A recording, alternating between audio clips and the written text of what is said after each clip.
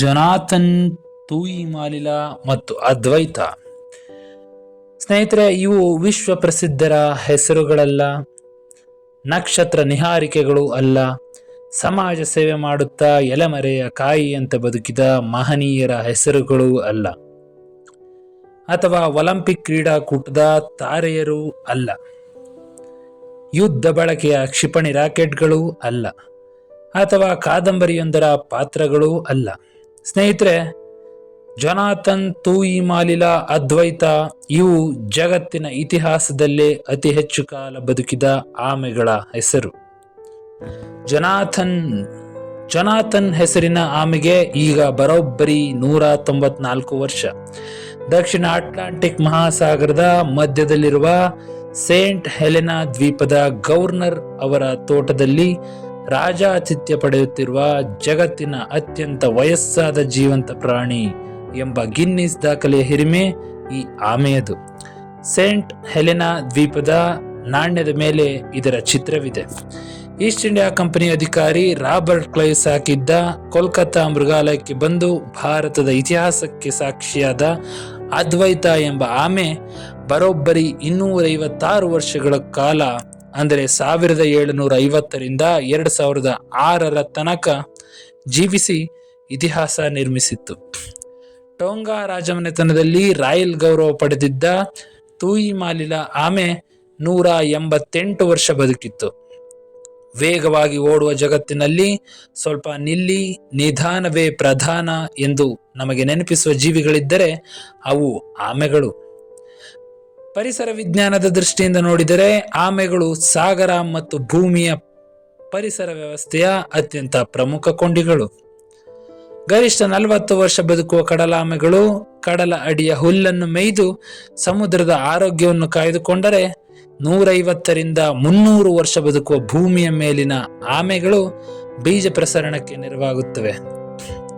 ಡೈನೋಸರ್ಗಳ ಕಾಲದಿಂದಲೂ ಬದುಕುಳಿದು ಇನ್ನೂ ಮುಂದುವರಿಯುತ್ತಿರುವ ಈ ಜೀವಿಗಳು ಜಗತ್ತಿನ ಅತ್ಯಂತ ಹಳೆಯ ಪ್ರಾಣಿಗಳು, ಜೀವ ವಿಕಾಸದ ಹಾದಿಯ ಸಾಕ್ಷಿಕಲ್ಲುಗಳು. ಸ್ನೇಹಿತರೆ, ಆಮೆ ಮತ್ತು ಮೊಲದ ಕತೆ ತಲೆಮಾರುಗಳಿಂದ ತಲೆಮಾರುಗಳಿಗೆ ಸಾಗುತ್ತಾ ಬಂದಿದೆ. ಈ ಕತೆ ಇಂದಿನ ಕಾಲದ ಜೀವನ ಶೈಲಿಯ ಕುರಿತು ನಮ್ಮನ್ನು ಮರುಚಿಂತನೆಗೆ ಹಚ್ಚುವಂತಿದೆ. ಆಮೆ ನಿಧಾನವಾಗಿ ನಡೆದು ಗೆದ್ದಿತು, ಮೊಲ ಅಹಂಕಾರದಿಂದ ಸೋತಿತು ಎಂಬುದು ಹಳೆಯ ನೀತಿ. ಇಂದಿನ ಕಾರ್ಪೊರೇಟ್ ಜಗತ್ತಿಗೆ ಇದನ್ನ ಹೋಲಿಸಿದರೆ ಆಮೆ ನಮಗೆ ಬರ್ನ್ಔಟ್ ಆಗದಂತೆ ಬದುಕುವುದು ಹೇಗೆ ಎಂದು ಕಲಿಸುತ್ತದೆ. ಸಮಸ್ಯೆಗಳು ಬಂದಾಗ ಧೃತಿಗೆಡದೆ ಮನಸ್ಸಿನ ಕವಚದೊಳಗೆ ಅಡಗಿ ಆತ್ಮಾವಲೋಕನ ಮಾಡಿಕೊಳ್ಳಿ.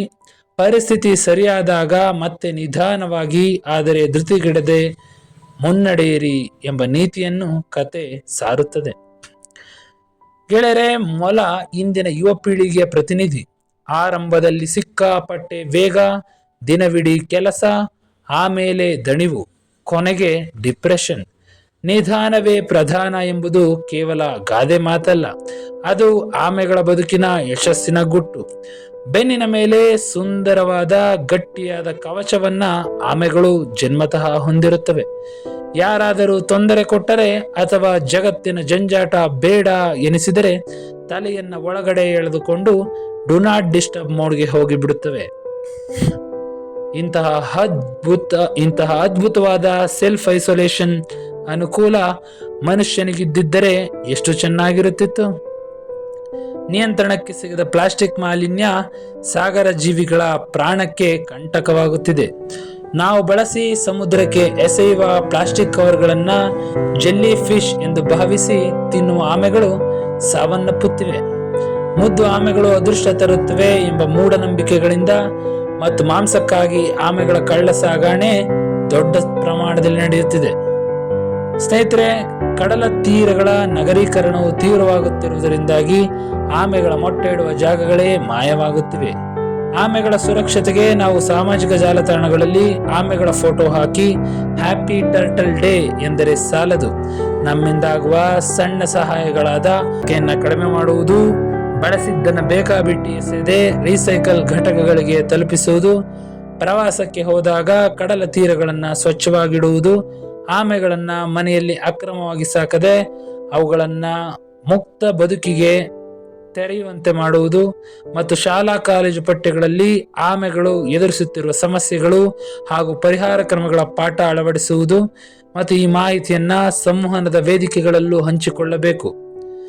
ಸ್ನೇಹಿತರೆ, ಜಗತ್ತಿನ ಅತ್ಯಂತ ಹಳೆಯ ಮತ್ತು ವಿಶಿಷ್ಟ ಜೀವಿಗಳಾದ ಆಮೆಗಳನ್ನ ಸಂರಕ್ಷಿಸುವುದು ಹಾಗೂ ಅವುಗಳ ಆವಾಸ ಸ್ಥಾನಗಳ ಬಗ್ಗೆ ಜಾಗೃತಿ ಮೂಡಿಸುವ ಉದ್ದೇಶದಿಂದ ಮೇ 23 ವಿಶ್ವ ಆಮೆ ದಿನವನ್ನಾಗಿ ಆಚರಿಸಲಾಗುತ್ತದೆ.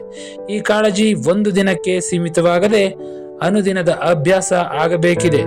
ಪುರಾಣ ಸಂಸ್ಕೃತಿಯ ಬಗ್ಗೆ ಭಾವುಕತೆಯನ್ನು ಹೊಂದಿರುವ ನಾವು ಕೂರ್ಮಾವತಾರದ ಪ್ರತಿನಿಧಿ ಬಗ್ಗೆ ಕಾಳಜಿ ವಹಿಸಬೇಕು.